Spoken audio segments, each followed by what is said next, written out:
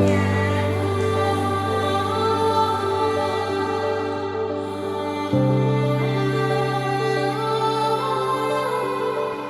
pada hari ini sebagai Ketua TPPKK, saya mohon kepada Bapak Ibu sekalian untuk dapat membawa anak-anaknya ke Posyandu setiap bulannya untuk mendapatkan arahan atau yang lainnya yang dapat menjadi bekal bagi Bapak Ibu sekalian, sehingga anak-anak kita semuanya dapat keluar dari predikat stunting tersebut. Harapan saya dengan adanya penyerahan bantuan kepada balita yang stunting ini dapat membantu asupan gizi balita tersebut.